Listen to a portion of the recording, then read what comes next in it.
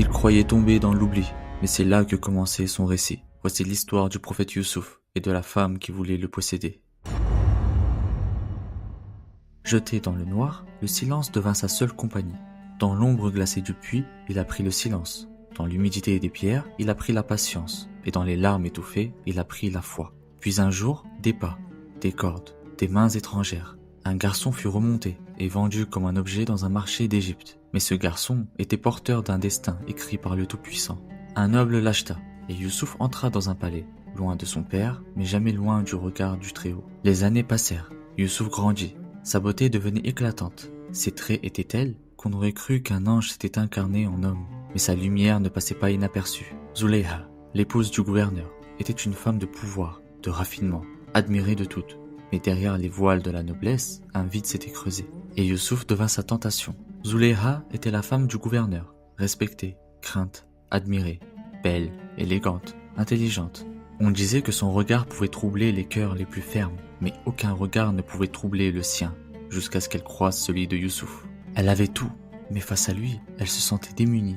Ce n'était pas simplement un visage, c'était une lumière qui réveillait en elle un feu qu'elle ne maîtrisait pas. Au début, elle détournait le regard, puis elle l'observa, jour après jour. D'abord discrètement, puis avec une fascination grandissante. Elle n'aimait pas son rang, elle désirait la lumière, une lumière qu'elle ne pouvait pas posséder. Alors elle chercha à l'attirer. Elle enjoliva ses paroles, multiplia les prétextes, et lorsque Youssouf résistait, elle resserrait les pièges. Puis un jour, elle ferma les portes, toutes, et dans un souffle, elle se livra. Viens à moi. Mais Youssouf recula. Ya Allah, je cherche refuge auprès de toi.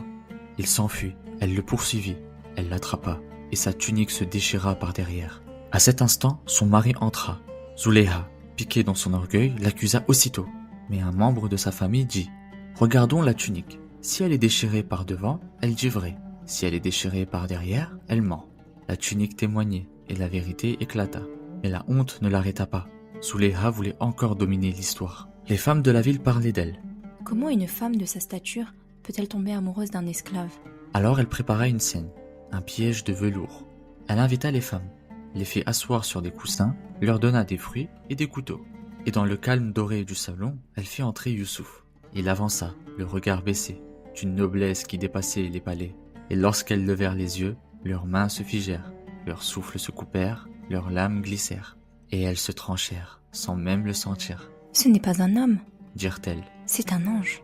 Zuleyha les regarda, blessée mais fière. Mais dans son regard, le feu ne s'était pas éteint. Elle menaça. S'il ne fait pas ce que je veux, je le ferai jeter en prison. Youssouf choisit la pureté. Ô